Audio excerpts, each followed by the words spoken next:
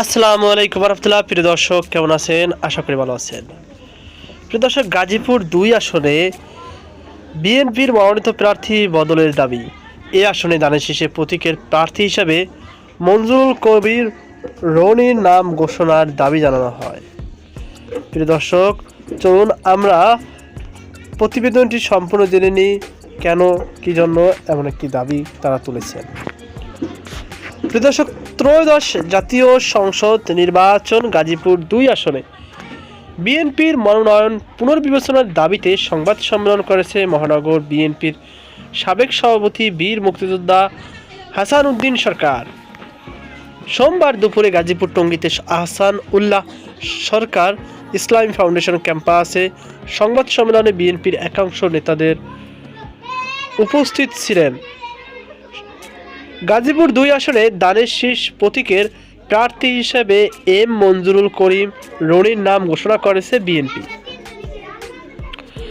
লিখিত বক্তব্যে হাসান উদ্দিন সরকার বলেন, আমাদের এ বক্তব্য কোনো ব্যক্তি, সহযোদ্ধা বা কোনো মনোনীত প্রার্থীর বিরুদ্ধে নয়। এটি গাজীপুরবাসীর ভোটাধিকার, দলীয় ন্যায় বিচার এবং বিএনপি নির্বাচনী সক্ষমতা ও বিজয়ের সম্ভাবনা নিশ্চিত করার লক্ষ্যে একটি যুক্তিসঙ্গত ও সময় উপযোগী দাবি। তিনি বলেন, কয়েকদিন আগে গাজীপুর ৬ আসনে বিলুপ্তির কারণে সামগ্রিকভাবে গাজীপুর ২ আসন বিএনপির মনোনীত প্রার্থীও পরিবর্তন করা প্রয়োজন। তা না হলে এই আসন বিএনপির ভরাডুবির আশঙ্কা রয়েছে। আপিল বিভাগের রায়ের মাধ্যমে নির্বাচন কমিশনের নবগঠিত গাজীপুর ৬ আসন বাতিল হয়ে পূর্ব অবস্থায় গাজীপুর ২ আসনে ফিরে এসেছে। এর ফলে গাজীপুর ২ আসনের রাজনৈতিক, ভৌগোলিক ও নির্বাচনী বাস্তবতা মৌলিকভাবে পরিবর্তিত হয়েছে।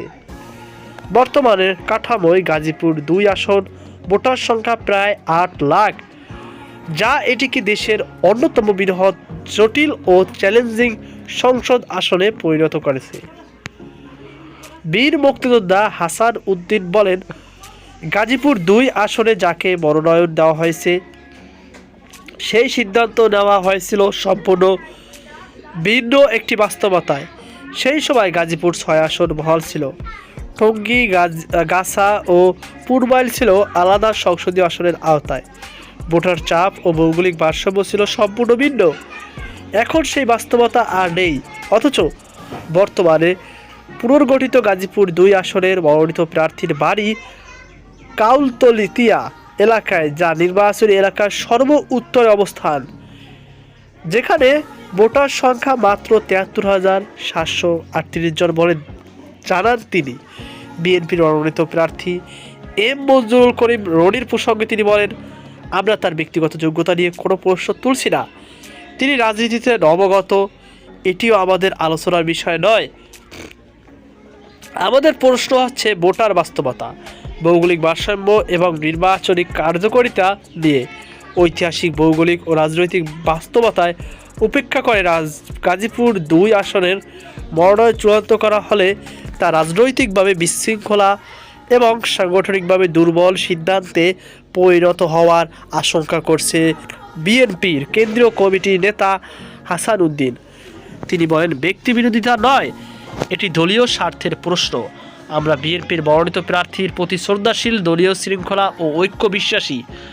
বিএনপির ভারপ্রাপ্ত চেয়ারম্যান, মহাসচিব ও কেন্দ্রীয় মনোনয়ন বোর্ডের প্রতি বিনীত কিন্তু দৃঢ় আহ্বান জানাচ্ছি, পুনর্গঠিত গাজীপুর ২ আসনের বর্তমান ভোটার ও ভৌগোলিক বাস্তবতার পূর্ণাঙ্গভাবে বিবেচনা করা হোক।